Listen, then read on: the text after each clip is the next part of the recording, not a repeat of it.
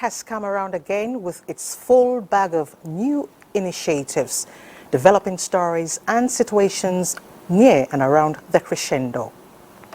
As usual, we have our lenses on key events with Nigeria and Nigerians at the forefront. Tonight, Senate confirms new chair and secretary of the Economic and Financial Crimes Commission, as well as a new boss for the National Social Investment Program Agency. On health, Nigeria states commitment to improve global and national health security unveils a robust plan for digitization of disease surveillance. On security, the Chief of the Air Staff meets unit commanders, tasks them on leadership for enhanced national security. Go and say no more. Repentant thugs throw down their cudgels for society's cuddle. Still on security, they call it one chance, but it is a right to hell for victims. How are the authorities making sure that they're leaving nothing to chance in curbing the menace? Find out. It is a loaded 90 minutes of news, previews and interviews, which also cover agriculture, environment, business and sports, with an eye on citizens' hustle, market bustle and even transport hustles. Like we say on the shift, the taste of the pudding is in the eating. I'm Elizabeth Omori. Welcome to News Extra.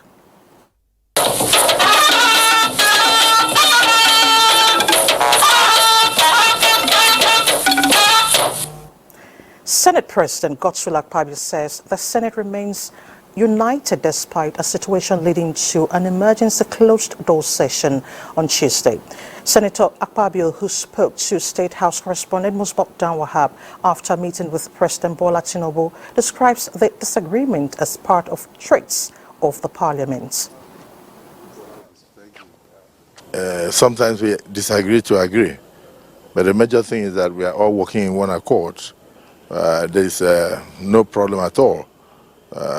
Even if some people disagree on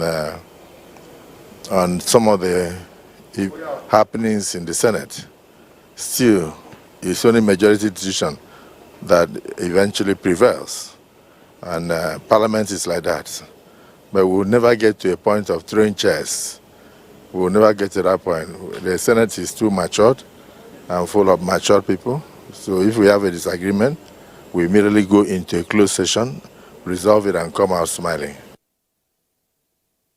And says the National Assembly is focused on supporting the current administration with proper legislations and oversight functions in order to move the nation forward. Beyond renewing the hope of Nigerians, the current administration is now aiming to renew the belief of the citizens in the unity and greatness of the country. President Bola Tinubu is setting this as priority as he directs the Minister of Information and National Orientation, Mohammed Idris, to institute a national discourse to facilitate this goal. State House correspondent Musbok Wahab reports. A restructured nomenclature comes with additional responsibility and new charge for the Information and National Orientation Ministry. The presidential mandate to literally reset the ministry was in mind as the minister recently visited the 8 agencies under his watch. The minister was back in the presidential villa to brief his principal, and the meeting was direct as much as the new instruction. Mr. President has given me a marching order to see that Nigerians believe in this country once again. And we are coming up with a national discourse on orientation and reorientation, as you will say, so Nigerians can believe in their country. You know that people don't believe even in leaders, leaders that they themselves have elected. Flags are not flying anymore. You go to government offices, you don't even see the symbol of our collective existence flying even in public buildings. We are bringing that about. We are bringing back this concept of a discipline that Nigerians should have, patriotism, believe in the nationhood that our founding fathers have told us. So it's going to be a new Ministry of Information and National Orientation is going to be at the center of it. The administration has found a missing link and saw the need to revive the concept of nationhood and sense of patriotism. This it is also targeting to achieve with the contribution of responsible media. Mr. President believes in press freedom. He believes in the freedom of expression, and he's not going to gag the press in any way, shape, or form. He's going to work assiduously to ensure that the Nigerian press that has been free is even freer. But like I said all the time, this freedom also comes with enormous responsibility. You can't just say what is not right because you say you are enjoying press freedom. There will be freedom, but it has to be responsible freedom. And as the minister marches on with the presidential order, the expected end result is a much more vibrant Ministry of Information and National Orientation. From the State House, Musbau Nandwahab, NTA News. Now, a bit from the housing sector, the growing incidence of building collapse, especially at the urban centers, resulting to loss of lives and property, have become a source of worry to government. This trend and other lapses recurring in the housing sector will now receive cogent attention following a collaborative meeting of the Minister of Housing and Urban Development with members of the Nigerian Institute of Quantity Surveyors in Abuja. Francis Udojo has details. Providing affordable and decent housing for 80% profile Nigerians that fall within the brackets of no income, low and medium earners is now a major concern to government as the Ministry of Housing and Urban Development collaborates different stakeholders including the Nigerian Institute of Quantity Surveyors, whose expertise lies mainly in total cost of capital project, procurement of quality construction materials, as well as planning. In achieving the said goal, the minister overseeing the ministry, Ahmed Musa Dangiwa, urged the NIQS to uphold professionalism, devoid of corrupt practices that could lead to future damage of lives and property. Since we assumed office, I think we have been meeting with several professional bodies. This is because we believe that the stakeholder engagement are vital ingredients for the policies that we need to deliver on our reform agenda for housing and urban development in line with His Excellency President Bola Ahmed Tinubu's renewed hope vision. The NIQS highlighting several areas of concerns and measures in achieving quality and affordable homes suggested that support be given to local production of building components via tax incentives. The Minister of Housing, having met with different stakeholders on matters of providing affordable housing, it is expected that in no distant time, Nigerians will begin to experience a very good living condition. In Abuja, Francis Udojo. Call it a season of appointments, and you may not be wrong. Nigeria's Senate remains consistent in its commitment to confer on appointees the authority to exercise their powers as provided in the Constitution. It was the turn of the new chairman of the Economic and Financial Crimes Commission, Ola Olukoyede, and the secretary, Mohammed Hamad Joda, who were present at the Red Chamber to inform Nigerians about what they have in the kitty to curb corruption. National Assembly correspondent Lami Ali tells us more.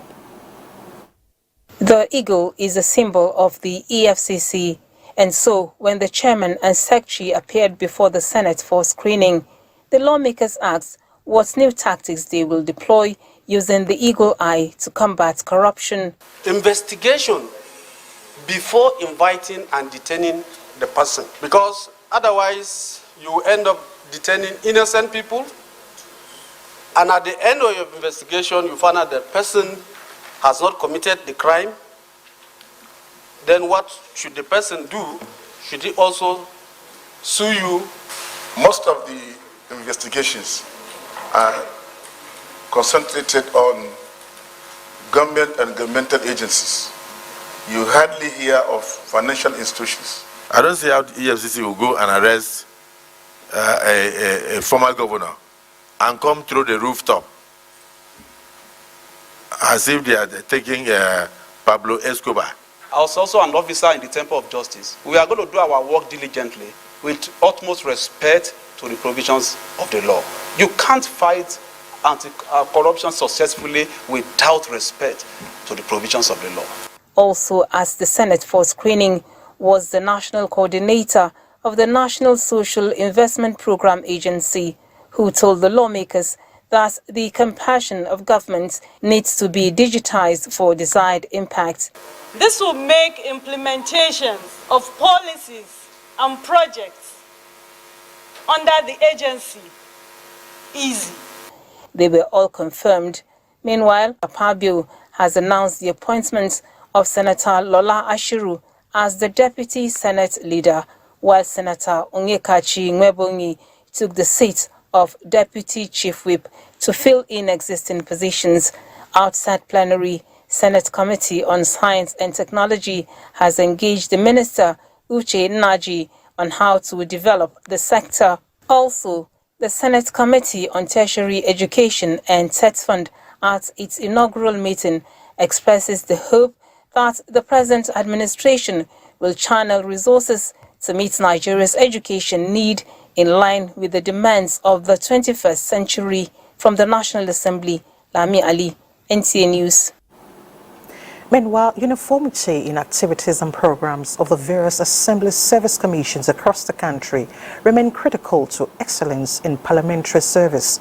This is coming from the symposium convened by the National Assembly Service Commission seeking to synchronize activities of national and state parliamentary bureaucracies. Ignatius Nkwo reports. 4 months after the inauguration of the 10th National Assembly, the National Assembly Service Commission has embarked on capacity building for members of state parliamentary commissions, the 9th in the series.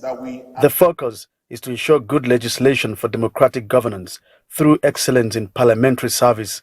Unity of purpose is at the core of this advocacy. Most of the state assembly service commissions have been in touch with us, they have been in contact with us, we have been sharing ideas with that, so we acknowledge that partnership and we hope to continue for our mutual benefit. You see, a country must have what we call national focus. If there will be growth and development, there will be a national focus. The conference is to further canvass uniformity of law establishing parliamentary service commissions, facilitate financial autonomy of the commissions, and for state commissions to optimize the capacity building mandate of the National Institute for Legislative and Democratic Studies. Every assembly requires the service of the expert to analyze dense documents, draft bills and motions, prepare oversight questions, conduct research, and produce briefs. It really emphasizes the need for excellent efficiency and effectiveness in parliamentary services to ensure that our legislative bodies can optimally fulfill their duties to the people. It's only through excellence that we can craft the legislations that we need to support in providing state-of-the-art facilities. Concerns over the need for autonomy for the National and State Houses of Assemblies Commission reverberated. Is to associate myself fully with the call to ensure and formalize fully the independence of the National Assembly Service Commission. Parliament are the lifeblood of any democratic society, and the quality of their service directly impact the well-being of the members of that society. Ensure that all the members of the Assembly Service Commission rhyme together in all their decision taking. So far, 33 state houses of assembly have service commissions, and more than 100 members are participating in this capacity building. Ignatius Nkwo, NTA News. Let's shift attention to health. Nigeria is reiterating her commitment to the prioritization of global and national health security with a target of keeping Africa's continent safe from infectious diseases. Coordinating Minister of Health and Social Welfare, Professor Mohammed Ali Pate, disclosed this when he led the Director General of the Africa Center for Disease Control and Prevention, Dr. Jean Keseya, to the Nigeria Center for Disease Control and Prevention, NCDC, headquarters in Abuja. Oluseyi Adiagbo reports.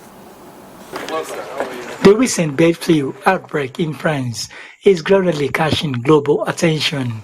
For the Coordinating Minister of Health and Social Welfare, Professor Ali Pate, and NCDC Director General, Dr. Ifedayo Adetifa, Nigeria is closely monitoring the situation and increasing surveillance of all internal outbreak of diseases, especially diphtheria. We're strengthening our ability as a country to protect our borders. With plans to achieve digitization of disease surveillance and domestication of health system financing, Professor Ali Pate hints on commitment to strengthen One Health approach across healthcare value chain. As part of the Renewed Hope agenda, focusing on the healthcare value chain and medical industrialization and all the things that we need in terms of public health crisis is so vital. And this government is committed to ensuring that we move in that direction. And I'm very glad that the Director General of the Africa CDC confirmed to us that this agenda that we're pursuing is very much complementary to what the African Union overall in terms of our continental security. And we've done a program of work on establishing public health emergency operation centers countrywide. We need to start to develop our product based on our needs and priorities. It means we'll come here to learn from your experience, even to borrow some of your epidemiologists to support other countries, because this is the way to move forward. Director General of the Africa Center for Disease Control and Prevention, who is fascinated by President Bola Tinubu's renewed hope agenda on health, expects a synergy among health authorities across the continent. In Abuja, Olusheye Adiagbo, NTA News. And Dr. Joan Kaseya, Director General of African Centers of Disease Control, joins us tonight. Dr. Joan, thank you so much for joining us on News Extra. Thank you for having me. Thank you so much. Now, having visited some of Nigeria's facilities for disease control and health security, how do we compare other countries on the continent and other climes in terms of our ability to respond to disease outbreaks? Thank you. Please let me first thank President Bola Tinubu for inviting me in Nigeria. I had the opportunity to meet him in Kenya in July, and I committed to visit Abuja and to discuss with Nigerian authorities on the way we can strengthen the health security in Africa. I'm so glad that with Honorable Minister Mohamed Pate and the whole senior management of the ministry, including the Nigerian CDC, we had the opportunity to discuss the health security in Nigeria and to discuss also the vision that Professor Pate has for Nigeria. I'm so glad that the meeting we had today with the Nigeria CDC went very well. I'm so impressed by the capacity that Nigeria has to coordinate the response to outbreaks and the way that they are collecting, coordinating, and disseminating information, not only in Nigeria, but in all other countries. It's phenomenal. I think Africa CDC will continue to support Nigeria to be ready for the next pandemic, because the next pandemic is coming. All right, Dr. Joan, I'm so happy you're impressed with what we have on ground in Nigeria. That's my country. You know, do we have proper collaboration amongst disease control centers across the continent in terms of early warning mechanisms and capacity building, especially for countries that that are actually faced with challenges of funding?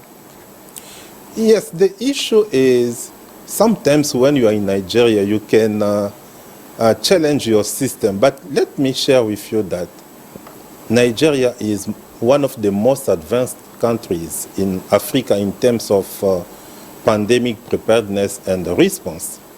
And we are learning from the Nigerian experience to build other systems, to build other countries' ability to respond to outbreaks. We believe that by strengthening this collaboration with other countries, by strengthening the data sharing, by also, as I said during my meeting with the minister and colleagues, that we are borrowing Nigerian epidemiologists to support other countries. This is the way to move forward. And today, Africa start to be ready, slowly ready, but we believe if we continue with what Africa CDC is doing by bringing the 55 countries together, we'll be ready for the next pandemic, and also to strengthen our system, the primary health care in Africa. Okay, if we are to consider experiences had with Ebola and coronavirus, are you confident that the continent can respond effectively in cases of any other pandemic? I'm cautiously optimistic. I'm cautiously optimistic because for now we are not ready. This is why we are working so hard. You saw me 2 days ago, I was in Berlin discussing with a number of countries and partners, and yesterday I was in Nigeria. Today yesterday I was in Kigali. Today I'm in Nigeria, tomorrow we'll be in Comoros. We are doing that because we want our continent to be ready. What is sure, we know that the next pandemic is coming. It's not if, it's when the next pandemic will come. This is why we are working together with Nigeria and all other countries to be ready. There are a number of areas we need to strengthen, like the health workforce. And I'm so glad that Professor Pate has this vision of how to strengthen the health folks through the community health workers. A number of all other areas that are requiring our support. Africa CDC is ready, is providing support, and we believe that if we continue like that, we'll be ready for the next pandemic. For the next pandemic. All right, so are there good practices you have seen in Nigeria that you intend to adopt across the continent? Are these practices adoptable? Yes. The first one, having a strong Nigeria CDC is something that is making the huge difference. Let me share with you that in Africa, we have only 30% of our countries with a strong, what we call the National Public Health Institute. And having Nigeria CDC is showing the political commitment to bring the country and to drive the country for the next pandemic to be ready. The second one is about all effort that Nigeria is doing in terms of genomic sequencing, in terms of it means the laboratory system, the effort about strengthening the health workforce. I think these are a number of flagships that we are taking today to disseminate among other African countries, and we believe that it will drive the agenda for the next pandemic. It will drive the agenda. Dr. John Kaseya, Director General of African Center for Disease Control, we want to thank you so much for joining us on the news. Thank you so much. Thank you. Thank you very much. Still talking health, meeting the 95-95-95 target of ending HIV by 2030 dominated discussions at the third biannual review and stakeholders engagement meeting. Coordinating Minister of Health, Professor Mohammed Ali Pati, unveiled the 4-point agenda of health reform in Nigeria, which is in keeping with the renewed hope agenda of the present administration.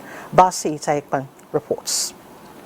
The path that ends HIV by 2030, experts at this meeting say, will boost progress towards achieving many other sustainable development goals. This review meeting, therefore, is looking at the achievements and challenges of HIV response over the years. Today, what we're going to do is we will focus on that path and how to fully integrate HIV services across the broader spectrum of health delivery services. Though Nigeria is said to be on track with HIV response, the Minister of Health representative said the Nigerian government will sustain financing towards improving healthcare outcomes, including HIV. Are evident in the expanded delivery of HIV testing, treatment, and care services. And I'm glad that on this front, we have made significant progress. If we are not at the forefront, we are among one of the few countries that have summoned the courage to discuss sustainability, to look at putting structures in place for HIV response sustainability, service integration. The need for states to be supported to own HIV response came up strongly. Basi Taigban, NTA News. Breast cancer is no longer a strange ailment. It is reported to be the most prevalent among women worldwide, and every year it claims millions of lives, especially in developing nations where access to health care and treatment is still low. In this month of October, dedicated to the advocacy on breast cancer and early detection strategies, Chidiebere Onya shares thoughts with some medical experts in Port Harcourt on science and other vital information people ought to know about the ailment. Breast Cancer Awareness Month, held annually in October, also known as Pink October, is dedicated to educating people about the importance of early detection of the disease, its prevention, and better prognosis where treatment is required.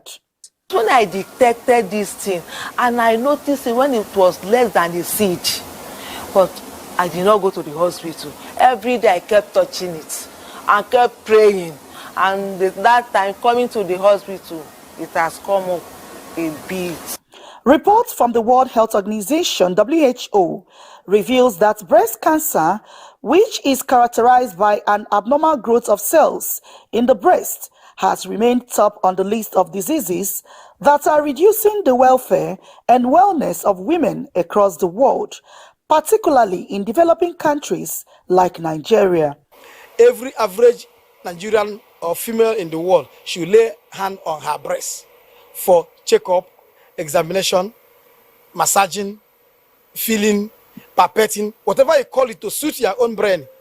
It should be what? That regularity should be there. Experts advise girls and women, especially those of childbearing age, to regularly check their breast for lumps or any changes in size, color, shape, texture, and appearance of rash. I make a circular motion. I am checking to see if I will see a nodule-like structure or a structure like a peanut. If on massaging, going round on a circular move, if I notice any seed, it calls for attention. With the team, Close the Care Gap, it is an opportunity for nations to collectively examine cancer control strategies and to identify win-win formulas that will accelerate efforts to combat the scourge of breast cancer. In Port Harcourt, Chidiebere Onya, NTA News. Do a self-check always, and do not be ashamed to visit the hospital when you notice a change. Thank you, Chidiebere. Now, on behalf of the government and people of Nigeria, President Bola Tinubu sends warm greetings to former head of state, General Yakubu Gowon, on his 89th birthday, and celebrates the elder statesman whose visionary leadership has shaped major milestones in Nigeria's history. The president extols General Gowon's institutionalization of peace process in Nigeria with lasting legacies, such as laying the foundation for Nigeria's federation through the creation of states, fostering cohesion, encouraging interethnic warmth and understanding by establishing the National Youth Service Corps, and sustaining the pillars of harmony between Nigerians with the national prayer movement, which continues to inspire neighborliness. President Tinubu affirms the courage, passion and wisdom that General Gowon have consistently exuded from youth. Being Nigeria's youngest leader at 32, has kept his steadfast and relevance at 89, as he continues to provide counsel to leaders within and outside the country, while enjoying every measure of God's amazing grace in enduring strength and health. The president joins the wife of the former head of state and his family members to celebrate the elder statesman. Similarly, former President Muhammadu Buhari greets former military head of state and leader General Yakubu Gowon as he marks his 89th birthday. In a statement, former President Buhari conveys warm greetings to the former head of state, General Yakubu Gowon, and praise for his long life and good health. Having served Nigeria with diligence and determination, the former president says history will kindly remember him for setting the country on the path of reconciliation, rehabilitation and reconstruction after the Civil War, and appreciates insightful wisdom and support he received from the elder statesman throughout his years in office. You're still watching News Extra on NTA. Time to take a breather. More reports ahead. To stay with us. Thanks for staying with us. Rule 001 in the practice of journalism is to leave out what you are in doubt. Minister of Information and National Orientation, Mohammed Idris, was speaking when he played host to the permanent delegate of Nigeria to UNESCO, Dr. Hajo Sani, where he restated government's resolve to guarantee the safety of journalists and freedom of information. Sali Ugwanara reports. Discussion was on the efforts by the United Nations Educational, Scientific and Cultural Organization, UNESCO, to ensure the speedy implementation of the adoption of the 2022 Abuja Declaration on Global Financing for Media and Information Literacy, where decision was taken to establish an international media and information literacy in Nigeria as a UNESCO Category 2 institute. Dr. Hajo Sani said the process of establishing the institute has remained a subject that requires follow-up action from all stakeholders, especially the Federal Ministry of Information and National Orientation. Given its importance in promoting freedom of expression, safety of journalists through fight against disinformation, misinformation, and a major text of the decision is that the government of Nigeria will submit a proposal for the establishment of the said institute by the session of the executive board coming up in April 2024. Now, the decision to establish the institute here is a big win for our country. And I assure you that the federal government will do and will provide everything needed to ensure that the institute takes off. I know that there have been some delays, mostly on account of government transition that we have recently gone through. We will work to make up for the lost time. So on our part as ministry, we work and collaborate with you to see that that institute takes off. It's very dear to us. It's one of those things that we want to see have one of those key benefits that we want to have as a result of our membership of UNESCO. The minister assured that as a product of the media, President Bola Tinubu is also an advocate of press freedom and is determined to key into the future programs of UNESCO in the interest of Nigeria. In Abuja, Saliu Gwanara, NTA News.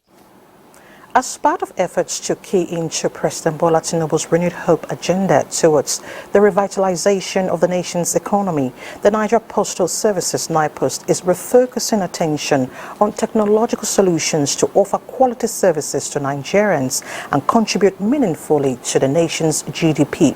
Rosemary Omani reports that agent banking, payment services, remittance, e-governance, among others, are enlisted as part of means to realize the goal. Many decades, the operations of Nigeria's postal services have undergone several transformations by previous administrations, all in an effort to bring the services back on full stream. However, Nigerians still complain of low service delivery occasioned by outmoded facilities. Let me say 1998 to 99, I used that post office. After then, we are using our phone. With my phone, I can just send my message to whoever I want to send the message to. It's easier that way than going to post office. At this workshop in Benin, NIPOST is exploring public-private partnership to engender a new impetus that will endear its services to the heart of Nigerians. You still need the post for your letters, for your documents, for your merchandise, and whatever it is. It's going to come through the post physically. You have to get somewhere. There has to be a physical contact. And so the relevance of the post still stands. The Postmaster General, Tola Odeyemi, represented, says NIPOST, which hitherto lacked adequate funds and facilities to function optimally, is partnering with some financial institutions and private agencies to change the narrative. We are a key player because of the infrastructure and even the license we have on financial services. Financial services, as you know, is now taking the center stage along with ICT in the entire world. It is possible to achieve anything once you are trained. Training is the major thing. We do so many things. Just like this financial service coming on board now, it's going to boom and it's very liable. In a paper presentation titled Bank at Post at a Glance, the resource person trained participants on the various innovations introduced for enhanced service delivery. Financial services are the economic services provided by the financial industry, which encompasses a broad range of businesses that manage money, including banks, insurance, stock exchange, investment credits, card companies, etc. I believe we have started, and no more will give up. We shall forge ahead. The trainees say they are now better equipped with the knowledge, skills, and confidence for them to serve the public better. In Benin, Rosemary Omani, NTA News.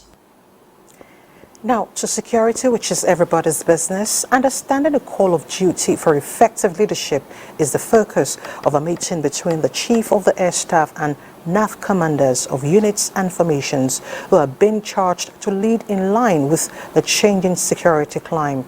Defense correspondent Najat Tijani reports.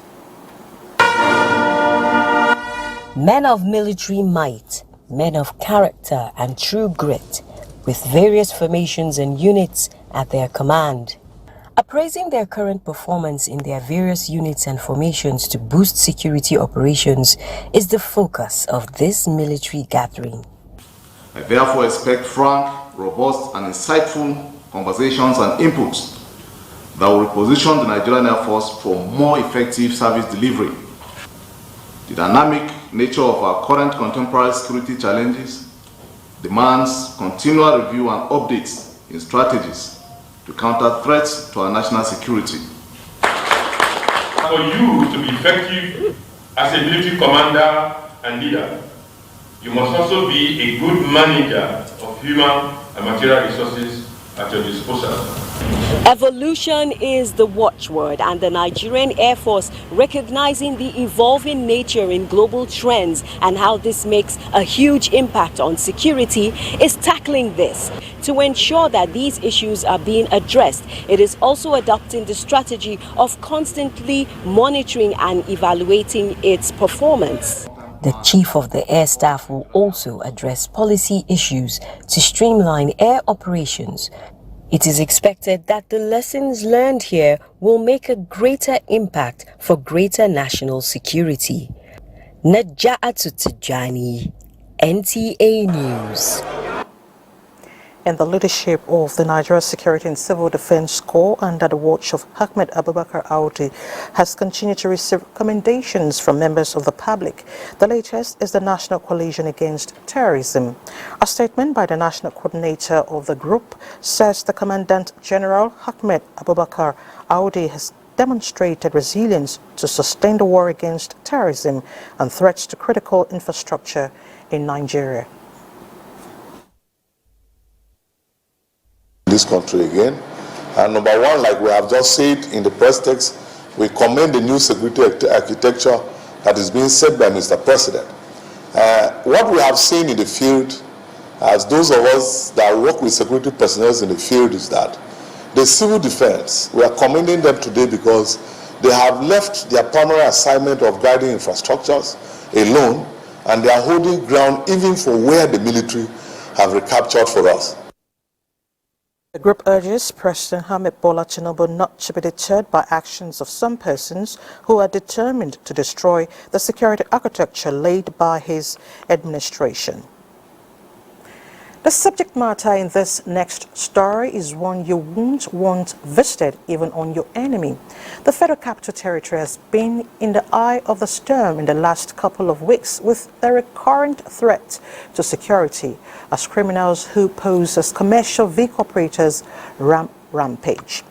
They are popularly known as one chance How have residents fared in the face of the challenge? What is the response from the police and other security agencies to these developments? Onotu Yakubu tells us more.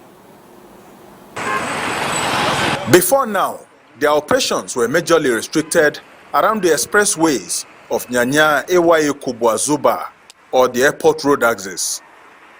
But recently, the new trend to the activities of suspected daredevil syndicates of one chance leaves much to be desired for FCT residents.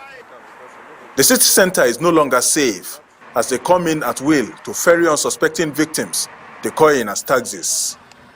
One girl came to this park. She said she was going to Lube.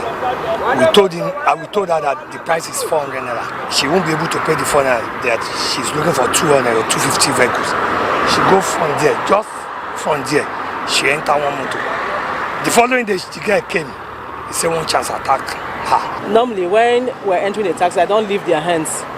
Do you understand? I hold their hands. Then while she was entering, I'm supposed to enter with her before my other son would enter. So the moment she got into the taxi, the driver drove off. Before they were operating outside the main town, but now they are coming in, which means the security of the state is threatened, the security of the nation is threatened, the security of the FCT is threatened. On their part, the FCT Police Command says it is not leaving anything to chance in the raid to purge the nation's capital of the menace. An effort which led to the parade of several units of vehicles recovered as exhibits in weeks-long anti-one-chance sting operation across the city. I was in the cell when I see SARS people came and said they are transferring the case to SARS. So I went to the SARS. They were alleging me of one-chance case, which I haven't seen anybody complain against me. The advice I've always been given, if you don't want to fall into a wrong hand, get motor park, you enter a vehicle, because all the motor parks have the identity, the plate number of the drivers.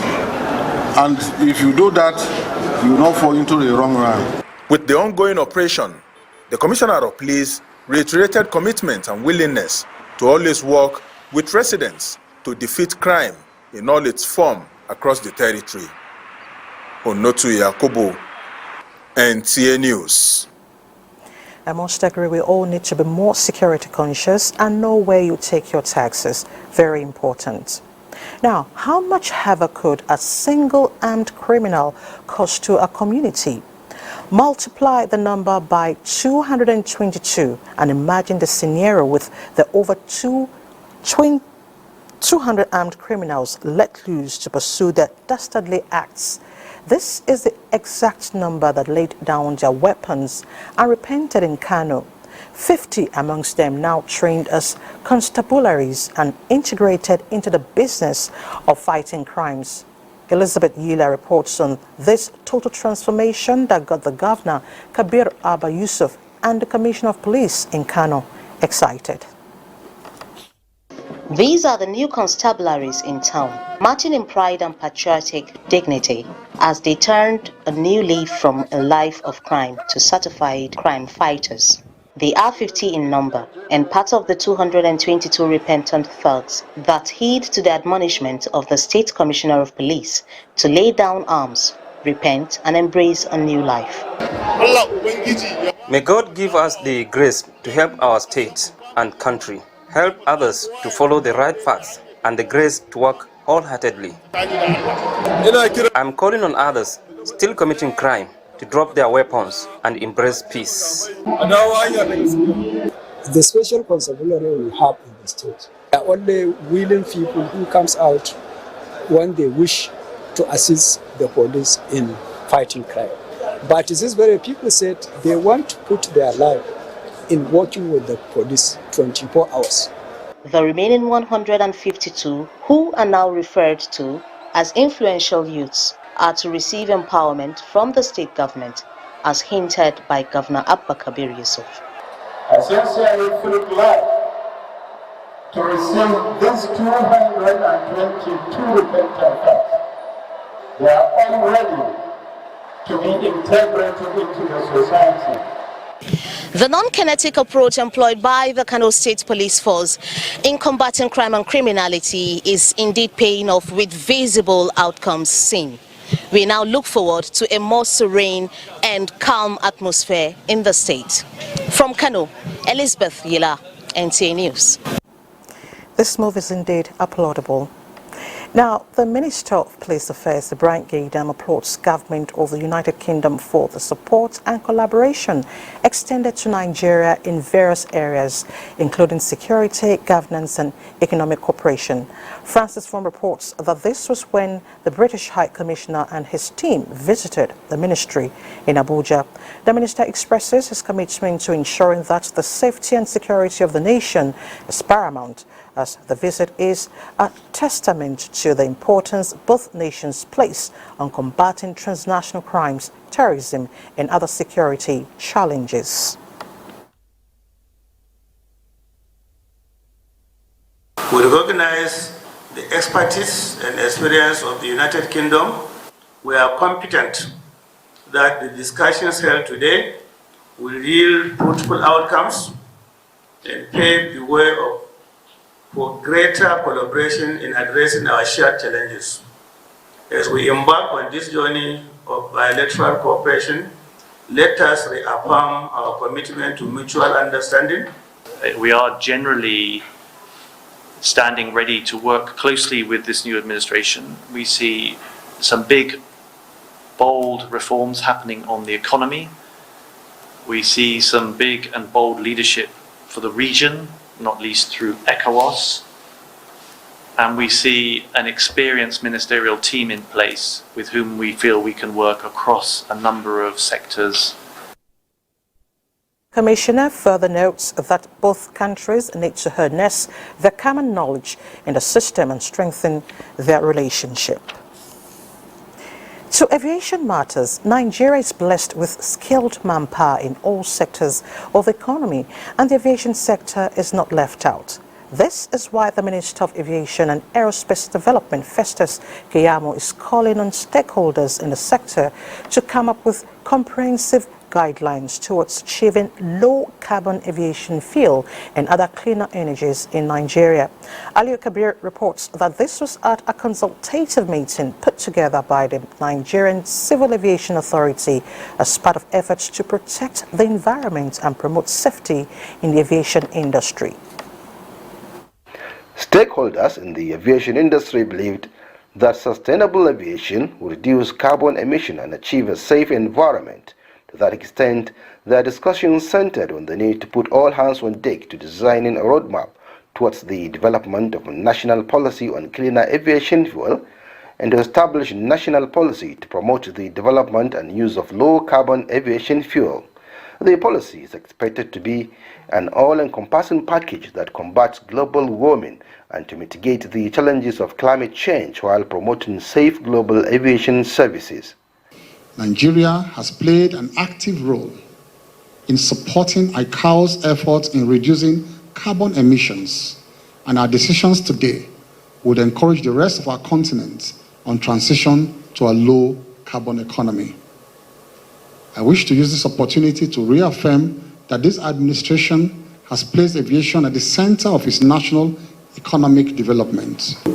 The key phrase here is common national aviation policy, because we need to come together and build this aviation policy. If we all come together as a nation and develop this, we all fit into it, we all participate in it, and we'll all implement it. It's going to be, the success is more guaranteed.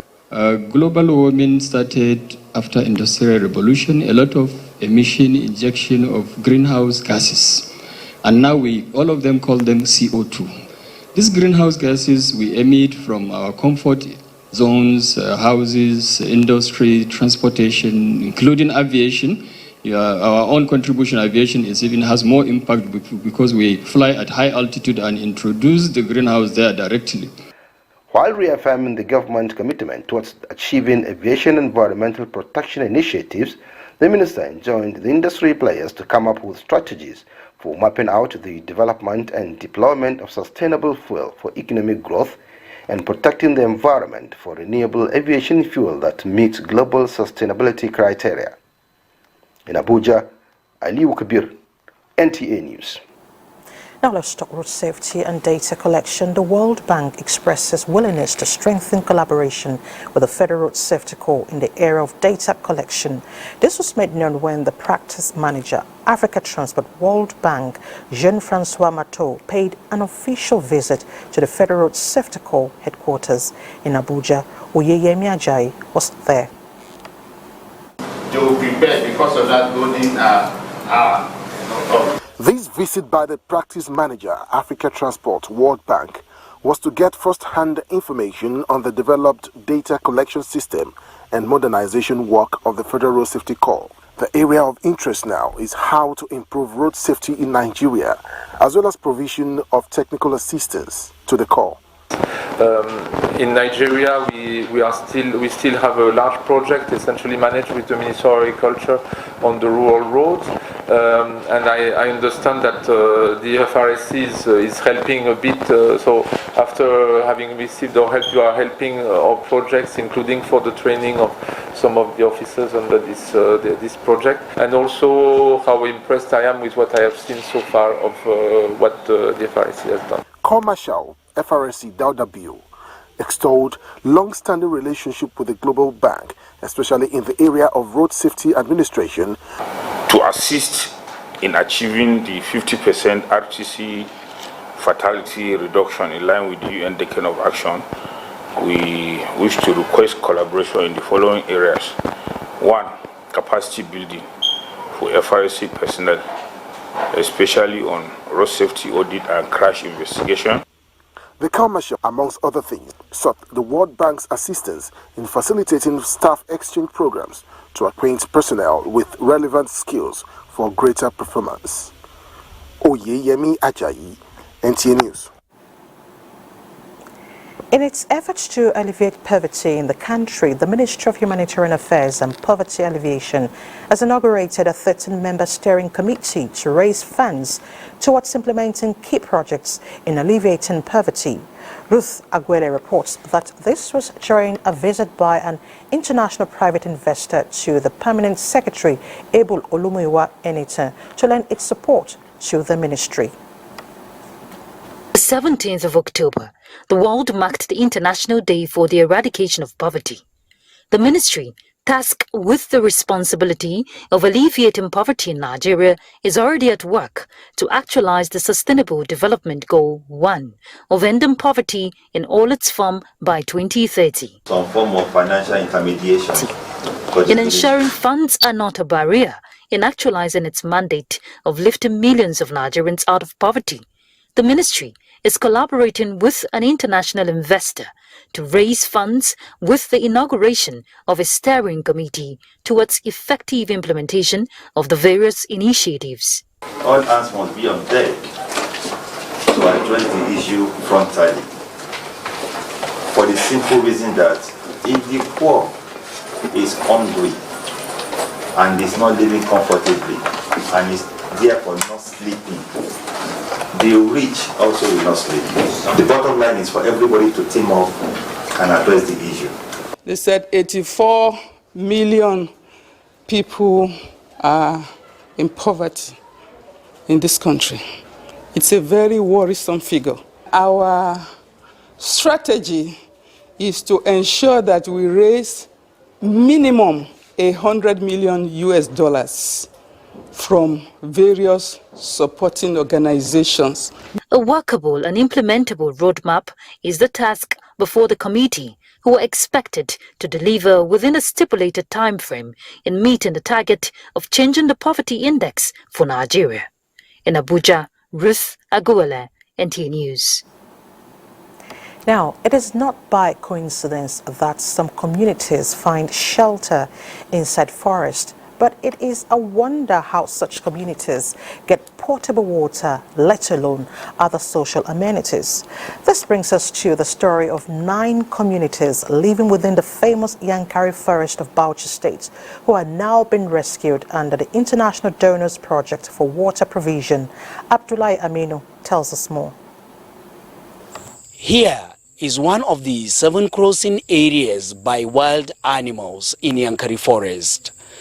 But you will be surprised to know that some communities are living within this forest for hundreds of years. Their flight is now part of the focus by the USAID. This is the richest wildlife oasis of Yankari, an important tourism destination in Nigeria. Fanti and Badara, as among the communities surrounding this forest, lamented over the challenge of getting water to drink, sometimes from non-hygienic sources, especially during the dry season. One amazing part of these communities is the way they are crossing bush before accessing their homes, as I'm crossing now. The intervention by the United States Agency for International Development, USAID, under the Wildlife Conservation Society, WCS, and other partners, is part of efforts to improve the lives of the animals and people living around them. We're here really because of the importance of Yankari Game Reserve, the elephants and lions. It's very important for tourism, but also it's important for watershed protection. So by protecting the trees and the habitat inside Yankari Game Reserve, we're also protecting sustainable water supply. The gesture has actually touched the hearts of the beneficiaries. We are very happy and we pray for them. May Allah bless them. The central solar tanks in each of the 9 communities have a total of 30 taps, with 6 at 5 different locations, which even the children expressed their happiness. There was also a training for the new recruited rangers working to ensure preservation of the forest. In Bauchi, Abdullahi Aminu, NTA News. And I said that's humanity at work. You can as well start in your own little corner to touch a life. Now, the Association of National Accountants of Nigeria, ANAN, says it is now poised to change the face of accounting to meet global standards. This was the focus of its 5th national conference held in Kebbi State. Usman Abdullahi Shehu reports. 5th session of the mandatory continuing professional development program of ANAN is expected to enhance the knowledge and refine the skills of its members to meet the best global practices. Ismail Ayegbemi is from Kwara State, and like many others, he traveled hundreds of miles to attend the program in Kebbi State with a hope to improve professional development. This kind of program, it encourages accountants, everyone, to know what exactly we are doing. It has not really been easy, normal rigors of education, but at the end of everything, I believe all of us, our joy is full. Kebbi State Governor Nasiru Idris, who declared the event open, identified with the ideals of the association. This organization is a very disciplined one. I can testify some of my members of State Executive Council and the people that matters in government are members of this ANAN. The president and the chairman of the Council of ANAN, Dr. James Akerari Neminebo, in his educative remarks, charged members to always abide by the ethics of the profession. Much as we teach them professional ethics and how to present figures, after collecting these figures from your database, you should be able to present them in the operations of ANAN and some current issues you probably need to sustain your professional status as an accountant. Highlight of the event was induction of new members into the professional body. The executive members had earlier paid homage to the governor of Kebbi State and the emir of Gondu at Abdullahi Fodio's palace. In Birnin Kebbi, Usman Abdullahi Shehu, NTA News. Now, to gaming, the federal government has approved the elevation of the annual gaming conference of the National Lottery Regulatory Commission to the international standards in order to attract more foreign investments and inflow of resources to the country. In a statement, the Director General of the Commission, Larry Bajabiamila, disclosed this in Abuja on preparations for the 2023 edition of the conference scheduled for October 31st and November 1, with the theme Innovation and Disruption, Core Strategies for Success. The Director General states that this year's edition would have some key potentates of gaming industries in Africa, and across the globe in attendance. More reports ahead when we return, to stay with us. We begin this segment with business matters. A group of professionals and businesswomen from across the country are breaking barriers and redefining traditional gender roles in entrepreneurship. This was at the 10th anniversary of the Association of Nigerian Women Business Network holding in Abuja. Bosede Ebo reports that part of the agenda is to strategize on ease of doing business and other issues affecting women in business. The National Bureau of Statistics (NBS) figures show that 40% of businesses in Nigeria are owned by women and contribute significantly to economic growth and job creation. The women here are determined towards reshaping the face of business ownership by inspiring a new generation of aspiring women leaders towards sustainable entrepreneurial development. In our unity, we find the strength to overcome every obstacle. It is delightful to know that in as much as these problems are doubting, your platform has taken the bull by the horn to confront this problem. In building on achievements recorded in the last 10 years, the women are unveiling 6 major initiatives that will enable the association attain greater heights. If you don't empower the rural women and those that are like the startups, they are the engine room of any nation. If business is going on at that level, Nigeria will prosper. But we want to work shoulder to shoulder with the men, particularly women in business, women entrepreneurial, to work shoulder to shoulder with and enjoy the same, should I say, the same opportunities to grow the economy of this country. You don't need a billionaire capital for a woman to thrive or an entrepreneur to thrive if the ecosystem of production, consumption, and competition are correct. With a vibrant coalition of 75 associations with about 4 million women across Nigeria, they believe collaborative partnership is needed for sustainable entrepreneurial development that would enable them work together and work far. In Abuja, Bosede Ebo, NTA News. Thank you, Bose, for that report. And for more on business reports, let's join our busy businessman, Benny Adams. Thank you and welcome to Business. The new Managing Director of the Nigerian Export Processing Zones Authority, NEBZA, Olufemi Ogunyemi, has assured of resuscitating the not-so-active free trade zones in the nation towards the planned industrialization of Nigeria's economy. This was as he takes over the mantle of leadership from Adesoji Adesuba at the NEBZA office in Abuja. The MD says with the recent recognition by the Foreign Direct Investment Intelligence, NEBZA is committed to driving the renewed AHOB agenda with free trade zones as the base for achieving the mandate. Once we digitalize and we're able to track everything we're doing, give active participation to all our customers and clients and individuals, have a good user interactive interface, our efficiency will increase. There's still so much more to do. We still need to develop more zones. We need to attract more investments. We need more companies to come.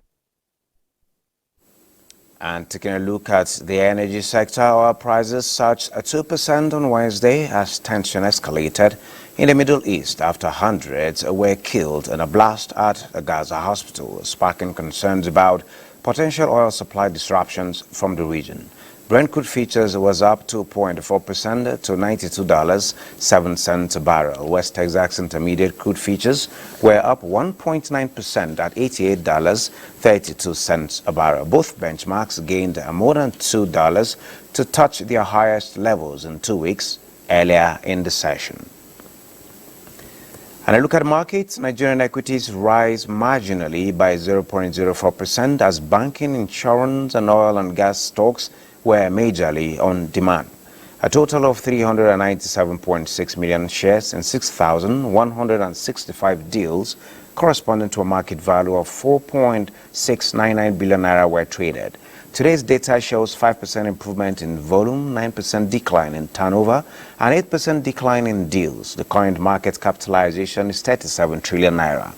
Wema Bank recorded the highest volume of 89 million traded shares, followed by Access Holdings 35.6 million and United Bank for Africa 35.2 million.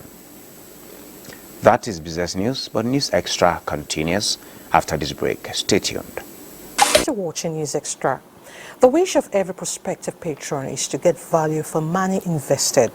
This, the new chairman of the National Hajj Commission of Nigeria, says will be the watchword under the new leadership of the commission. Abdullahi Musa Suleja reports. For 4 years, the National Hajj Commission of Nigeria, NACON, has had a governing board in place that conducted 2 Hajj exercises in 2022 and 2023. Hajj for the 2 years before 2022 were hampered by the COVID-19 pandemic.